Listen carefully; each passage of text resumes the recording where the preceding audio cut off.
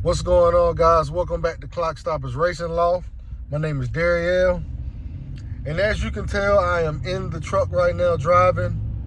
We got an exciting project going on today. It's way overdue.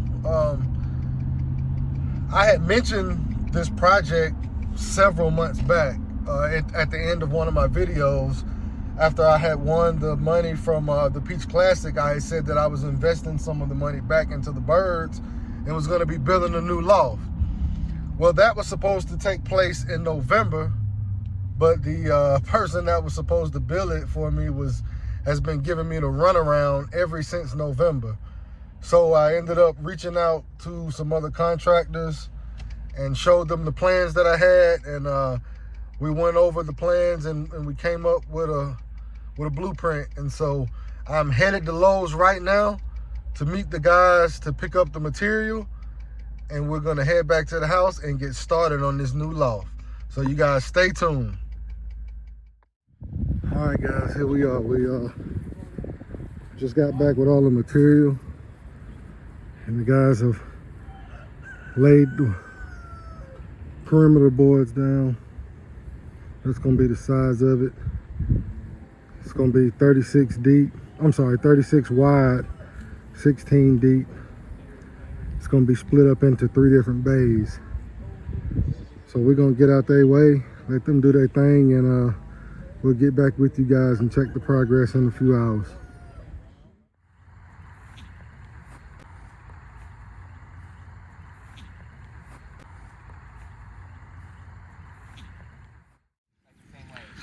All right, guys, this is day 2.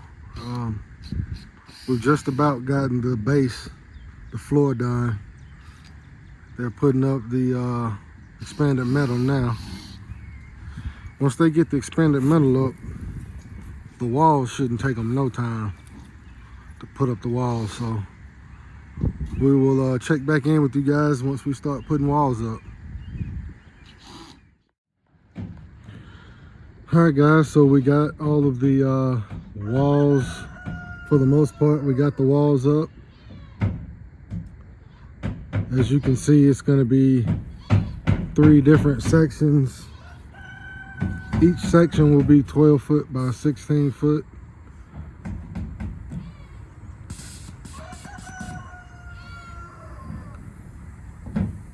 Got a few more boards to put up before we start hanging wire. But just giving you guys an update. We'll get back with y'all shortly.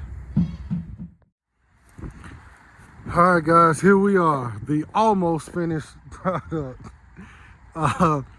It's been a long 3 days, man. The guys that I had to build it, they've been here for 3 days. It was a very interesting experience, to say the least. Turned out decent. Not as perfect as I would have liked it, but I am a perfectionist, so it's probably hard to work for me because I nitpick every little thing, because when I'm paying my money for something, I want it to be perfect. But you know, everybody don't have that same I don't really want to talk bad about nobody's work ethic or nothing like that. That ain't what I'm getting at. But you know, everybody don't have an eye for perfection, let me say that. So there's a few flaws in it that I've noticed that I don't particularly care for, but ultimately I didn't have to do the work, and the job is done for the most part. I have to do a few things. I'm gonna walk on in the inside and show y'all what I have to do. Of course, first thing that you can notice is I have to paint it. I'm probably only going to paint the plywood that you see. All of the boards for the aviary, I'm probably just gonna, they're pressure treated, I'm gonna leave them, and every year I'll probably just Thompson water seal them. I'm thinking that that's gonna be my plan, to Thompson water seal the aviary boards, and the woods, the plywood and stuff. I think on the outside I'm gonna paint it green to match the flying loft. And then on the inside of it, I think I'm gonna paint it white. But here's one imperfection that you can see. If y'all notice, well, you probably can't notice it too well from the camera, but not this first board right here, but the second one is leaning in. When they stretched the wire on the top, that board didn't have enough support, so it kind of leans in. So I'm hoping I can figure out something, but when I put my main outside door right here, it's not gonna be flush and it's not gonna be perfect like I would like it, because this board is leaning in. And so when I put this door up at that top, the farther you go up the top, it's gonna be more and more of a gap. So I'm gonna have to figure something out about that, because the way they did the top, if I put a supporting board in between this board and that board, all it's probably gonna do is push that board farther that way. So I don't really know. I'm gonna have to think on that, but you know. But anyways, guys, this is gonna be the main door coming in. And then of course, like I said, you have your 12 by 16 aviaries and section. The aviary is 12 by 12. And then no, I lied.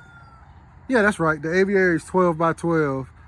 And then the little rooming section is 4 by 12. So guys, I should have told y'all this before when I first started the video. I basically robbed this concept from the guy over at I think his channel is Aloha Pigeons. I know he's in Hawaii. I don't know his name, but he built a stock loft that's very similar to this. The only difference is his doesn't have this wall right here. His whole entire area where his V perches are is there. It's all open. But you know, due to our weather here isn't as beautiful as Hawaii's is all the time, so I decided to put a wall up. So when we walk in here, you'll see I'll have, and it's still extremely open, but in Alabama, we don't have the worst weather. So I shouldn't have a problem. But on the inside here, I'll put perches up against this wall, up against that wall, some on the back. So this will be full with perches. I may even put some here, I don't know.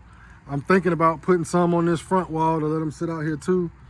But one thing that I am gonna do for sure is around this middle board here at 4 feet, I'm gonna bring me a board about a foot off, maybe 8 to 10, maybe just 8 inches off. I don't know, 8 to 10 inches off, and it'll come all the way around this perimeter and be perched, so they can perch on the inside all the way around. And it'll be 3 identical sections like that. I'll have to put another board here. I'm sorry, a door here. And then a door right there. And then to give me my 3 12 by 16 sections on this stock loft. I haven't even done the math to see how many birds this this loft can hold, but I don't ever plan on putting the max capacity of birds in here. I really just wanted to spoil my birds, guys. I really wanted to give them enough room to get as close as they can to a natural environment. I know that we are keeping these birds captive, and a lot of these lofts, they don't have a whole lot of room in them.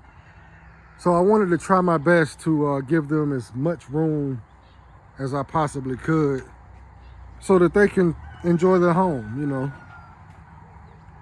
And with the fact that, you know, God blessed me to win the Peach Classic and blessed me with that large lump sum of money, I feel like it would be very selfish of me to not put some of that money back into these birds. So this was not a cheap build by no means. I spent a lot of money Spent a lot of money in material and a good bit of money on the labor. I'm sure you guys know, anybody that has bought this expanded metal, and this is a commercial grade expanded metal. It's not the typical expanded metal that you find like on utility trailers. This is very thick gauge expanded metal. I'm 6'3", 280 pounds, so I needed something pretty solid for me to be able to walk on. But so to buy enough metal, expanded metal, to do an aviary that is 16 foot deep by 36 foot wide, that's a lot of expanded metal, guys. So like I said, it's not perfect. It'll do its job. Am I happy with it? For the most part.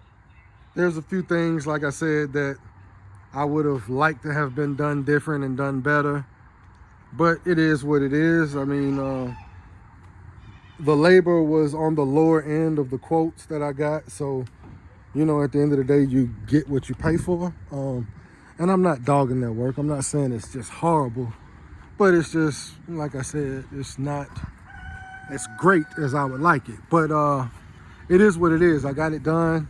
I'm happy about it. Hopefully within the next couple of days, I can get the doors and perches put up and get you guys a video of some birds in here, man. So we will see you guys soon.